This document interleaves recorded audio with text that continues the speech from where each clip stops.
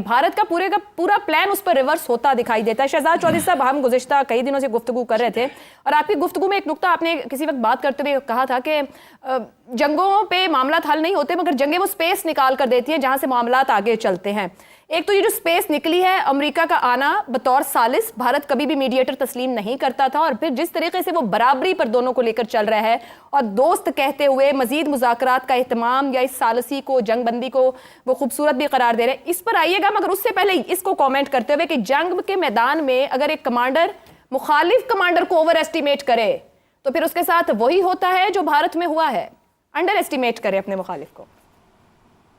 जी, मेरा ख्याल है कि अंडर एस्टिमेट तो कभी भी किसी प्रोफेशनल फोर्स को दूसरी प्रोफेशनल फोर्स को नहीं करना चाहिए, और मेरा नहीं ख्याल कि वो अंडर एस्टिमेट कर रहे थे।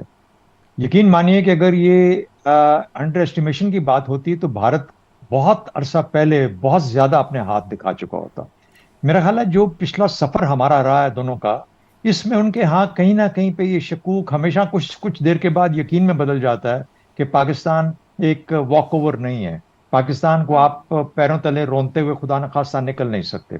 पाकिस्तान ने हर मरहले पे, चाहे वो मजमूई हमारा कौमी किरदार था या हमारी अफवाज थी या जहां पे भी मुमकिन हुआ, जिस तरीके से भी मुमकिन हुआ, पाकिस्तान की कौम और पाकिस्तान के तमाम इदारे डट के खड़े हो गए। ये पता ही नहीं लगा कि जो इनके बीच में मसाइल थे, आपस में सियासी थे, माशी कमजोरियां थी, ये वो, उसका अंदाजा ही नहीं हुआ। आप इस चीज से अंदाजा लगाइए, जब ड्रोनों का ये 2-3 दिन हमारे ऊपर ड्रोन चलते रहे और जहां गिरते थे, आप उसकी क्लिप्स देखिए मीडिया, सोशल मीडिया के अंदर, कि लोग, जो आम आदमी है, वो कितना जोक दर जोक वहां पे पहुंचता है और उसको उठाता है और उसको फिर उसको किस तरीके से सेलिब्रेट किया जाता है, उसके डाउनिंग को, गिरने को, उसकी तबाही को। ये हमारा कौमी किरदार है। यानी लोग कहते हैं कि किस कौम को ललकारा, किस कौम को ललकारा, और ये हकीकी तौर पर सामने, अगर मैं कहूं ये 3 दिन में 4 दिन में जो मॉडर्न वॉर की बात करते हैं कि खौफजदा, पहले तो फौजें लड़ती थी बॉर्डरों के ऊपर, अब तो सरों पे आके बैठ जाते हैं और ये भी नहीं पता होता कि गिरेगा किधर। क्या कौम है कि उस खौफ डर से मुबर्रा है और खड़ी हो जाती है अपने साथ। मैं कहता हूं इस तरह की कौम के साथ किसी को भी कभी भी फॉर ग्रांटेड नहीं लेना चाहिए, किसी को अंडर एस्टिमेट नहीं करना चाहिए। चाहे जाए कि आप मिलिट्री कमांडर्स को अंडर एस्टिमेट करें। मेरा ख्याल है दूसरी बात, एक थोड़ी बहुत समझ बूझ रखने वाली जो कौम होती है ना, जिस ख्याल करने की, वो उसको ये भी ख्याल करना चाहिए कि जिनके साथ मेरा मुकाबला है ये किस सोच के हामिल है, ये क्या सोच लेके चले आए। मैं इससे बढ़ के, देखिए, शहादत बेशक हमारा एक नस्ब लान है, उसमें हमें कोई शक नहीं है, इसीलिए हम बेधड़क लड़ जाते हैं मैदानी जंग के अंदर। लेकिन एक प्रोफेशनल के तौर पे मेरा काम होता है कि अपना काम मैं 100% एफिशिएंसी के साथ, आज जो पूरे का पूरा वर्ल्ड मीडिया है पाकिस्तान एयरफोर्स की तारीफ क्या कर रहा है, ये तो हुई ना, आपने जहाज मार दिया, रफेल मार दिया, ये कर दिया, कहते हैं the efficiency of Pakistan air force, कि थोड़े जहाजों के साथ बहुत ज्यादा काम लेता है और कमाल का काम लेता है। जहां पे लोगों के 10 बॉम्ब गिरते हैं, ये एक बॉम्ब के साथ अपने टारगेट को खत्म करके रख देता है, 9 बॉम्ब बचा लेता है, जाया नहीं करता।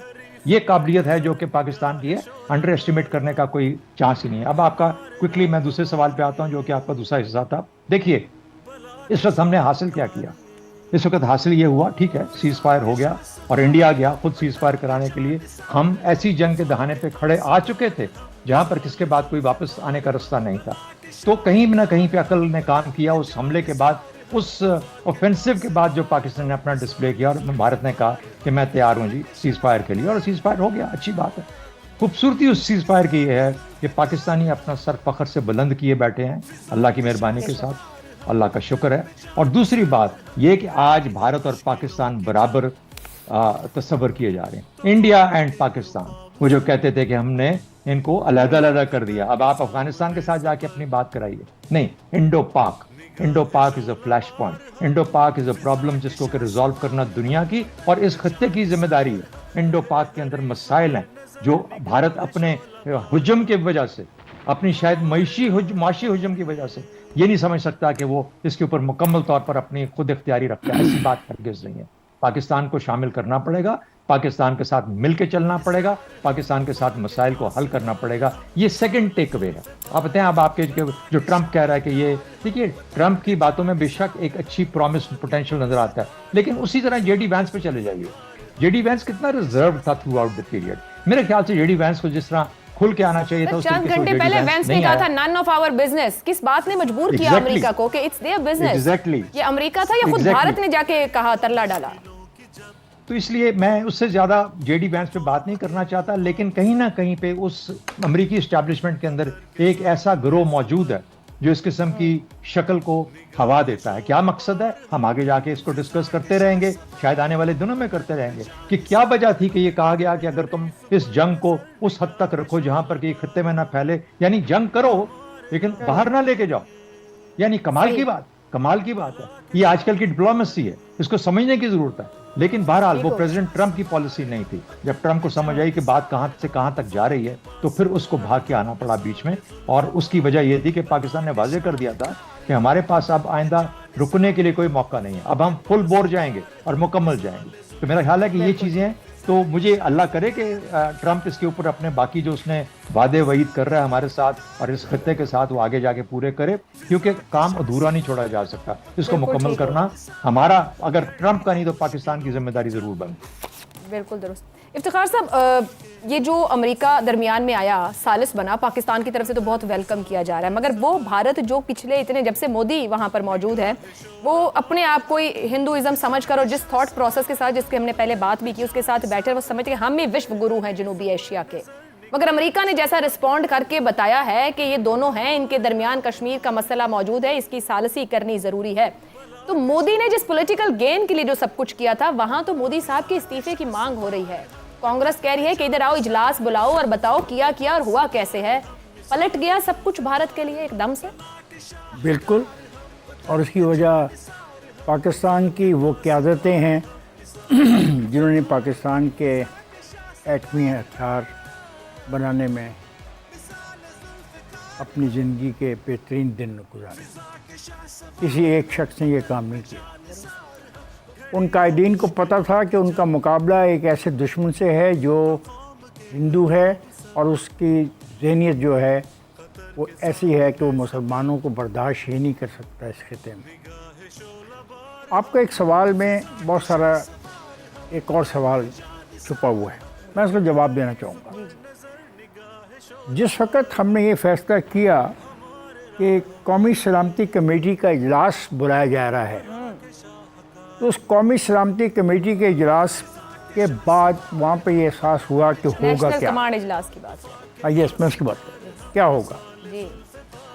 खुदा न खास्ता अगर ऐसा हो गया कभी भी, और ऐसा होना नहीं चाहिए, तो माहिरीन कहते हैं कि अगर पाकिस्तान और भारत के दरमियान एटमी जंग हो जाए तो दुनिया पर इसके क्या असरात होंगे। इस रिसर्च आर्टिकल के मुताबिक पाक भारत एटमी जंग के नतीजे में 10 करोड़ अफराद फौरी तौर पर लुकमा अजल बन जाएंगे। एटमी हमलों से लाखों टन कार्बन खारिज होगा और धुएं के बादल चंद हफ्तों में पूरी दुनिया को अपनी लपेट में लेंगे। इससे सूरज की रोशनी में 20 से 35% कमी वाक़ होगी और दर्जा हरारत 2 से 5 सेंटीग्रेड कम हो जाएगा। फसलों और सब्जियों की काश्त पर मनफी असरात मुरतब होंगे। ये था किसी का कुछ नहीं था उसमें। ये था मैसेज। और इस मैसेज के बाद फिर यही होना था जो हुआ। वो कश्मीर जिसको वो मानने को तैयार ही नहीं है शिमला माहदे के बाद, वो मुल्क जिसको वो इस काबिल ही नहीं समझते कि उससे बात की जाए, अब मान भी लिया और मानेंगे। और वो मुल्क जिसका पानी रोकने की कोशिश की गई ये सोचे समझे बगैर कि भाई तुम खुद भी लोअर आपेरीन हो, तुमसे ऊपर भी पानी वाला कोई बैठा है। तो ये हुआ। और अब इसका एक और मज़े की बात जो हो रही है वो ये है कि आज जो ट्रंप से मंसूब पैगाम जो आज जारी हुआ है वो बड़े मज़े का है। मैं एक ब्रेक ले लूं तो आप आके कमेंट पे आ जाए। हाँ प्लीज़। आप हमने बड़ी अच्छी बात की है। 2019 में जो कश्मीर निकला था दुनिया के, अब उगल दो उसको बाहर, ये तुम्हारा नहीं हो सकता। इफ्तिखार साहब बात कर रहे थे कि 2 न्यूक्लियर पावर्स के दरमियान अगर मामलात हाथ से निकल जाएं तो नुकसान खित्ते का नहीं, उन 2 मुल्कों का नहीं, दुनिया का होता है। इफ्तिखार साहब, आपकी गुफ्तगू रहती थी सीज़ फायर हो गया है, इसके भी तो कुछ फ़ायदे होंगे। बिल्कुल फ़ायदे तो हो गए और बहुत सारे दोस्त और भी हमारे साथ हैं, तो बजाय मैं बहुत लंबी तकरीर करूँ मैं चाहता हूँ कि ट्रंप ने जो लेटेस्ट बात कही है, एक तो कल उसने जो फैसला किया और जो अब नई बात की है कि I am going to increase the trade substantially with both of these two nations. Now the word both of these two nation जो है ये है वो हमारी कामयाबी, वो है हमारी कामयाबी। और आगे the solution can be arrived at concerning Kashmir, और दिस इज समथिंग जो मोदी के मुंह पे डैश डैश, चल बस उनको समझ आ जानी चाहिए कि मामला किधर हैं।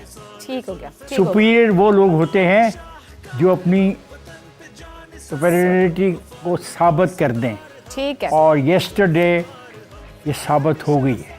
ठीक है।